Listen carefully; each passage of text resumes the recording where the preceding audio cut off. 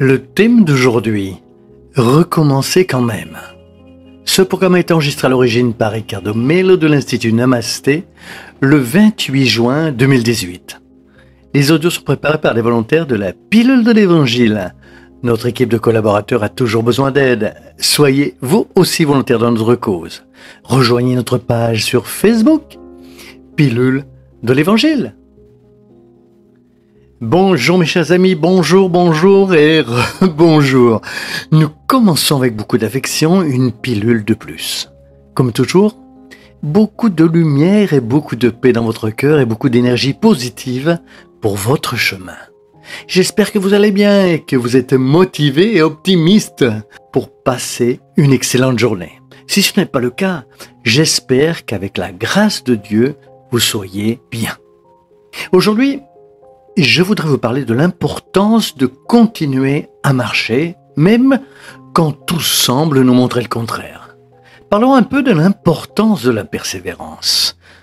Combien de fois dans votre vie vous vous êtes retrouvé piégé dans certaines situations où vous vous êtes demandé « Mon Dieu, qu'est-ce que je vais faire ?» Combien de fois dans la vie nous nous sentons sans énergie, parfois même sans courage pour faire face à certains problèmes. Plusieurs fois, nous nous réveillons sans savoir ce que nous allons faire de notre vie. Beaucoup de gens se sentent confus, sans direction, sans nord. C'est une sensation étrange. Certains n'ont aucune discipline. Ils commencent à faire une chose et l'abandonnent en chemin. C'est alors qu'on se demande que faire pour persévérer et avancer. La réponse est simple. Saint François d'Assise, le petit pauvre bien-aimé, nous l'a déjà donné il y a de nombreuses années. Commencez à faire ce que vous pouvez gérer, ce qui est à votre portée, a déclaré Saint François d'Assise. Un jour, vous allez vous réveiller en découvrant que vous êtes allé au-delà de ce que vous aviez imaginé et que vous avez fait l'impossible. Pour faire l'impossible, nous commençons toujours par faire ce que nous pouvons gérer. Il est toujours important que nous nous rappelions cette phrase, car nous aurons toujours des invitations de la vie à travailler sur la persévérance. Par conséquent, n'abandonnez jamais. N'abandonnez jamais des projets que vous embrassez, auxquels vous croyez et qui vous feront avancer. Vous avez un livre qui prend la poussière sur l'étagère depuis longtemps. Relisez-le. Y a-t-il un rendez-vous pour en parler avec quelqu'un que vous auriez dû revoir, mais vous ne l'avez pas fait pour une raison quelconque? Retournez-y et parlez à cette personne. Y a-t-il quelque chose que vous avez laissé en suspens, comme des soins de santé ou une relation? Allez-y et recommencez à nouveau. Regardez en arrière, ruminez, remémorez le passé pour se sentir plus mal chaque jour. Cela ne vous améliorera pas et ne vous rendra pas le présent plus spécial.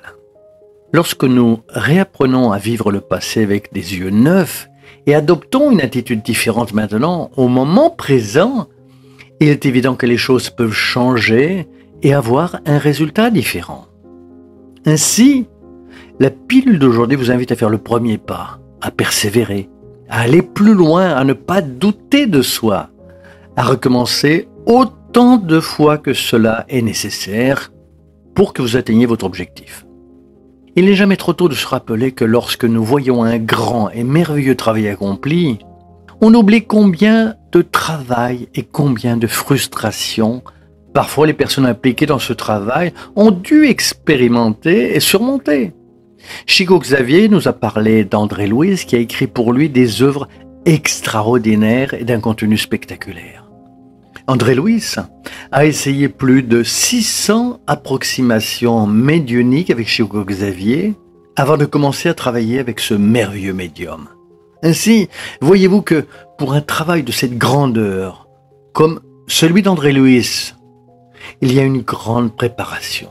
Et cela n'a pas été la première, ni la deuxième, ni la troisième fois. Vous imaginez s'il avait eu de la paresse pour travailler ensemble et que l'humanité aurait pu perdre.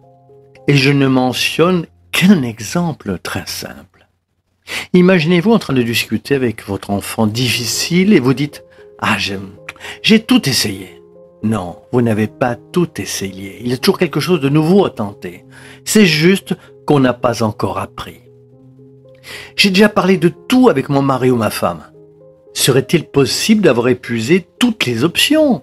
Peut-être dans votre raisonnement mental, mais peut-être pas dans un nouveau raisonnement que vous ne connaissez pas actuellement, mais que vous pourriez connaître si vous ouvriez pour apprendre de nouvelles choses. L'important est de laisser briller votre lumière. Néanmoins, je ne sais pas comment vous vous sentez aujourd'hui, mais je souhaite que l'optimisme soit le ressort moteur de votre jour, que l'Évangile rallume votre foi en Dieu sans aucun doute en premier lieu, et qu'il rallume aussi la foi en vous, où Dieu se manifeste chaque jour dans votre existence et votre libre arbitre. Que Dieu vous illumine et vous inspire lumière et paix à vos cœurs. Allons marcher en avant en commençant avec ce qui est d'abord possible et ensuite en allant au-delà de ce que nous imaginons pour qu'un jour nous puissions dire « Ah Dieu merci, j'ai fait l'impossible ». Et comme ça vous pouvez regarder en arrière et voir le grand bâtiment qui a été construit. Lumière et paix à vous, commencez à faire ce que vous pouvez. Et vous le savez déjà, à bientôt mes amis, à très très bientôt.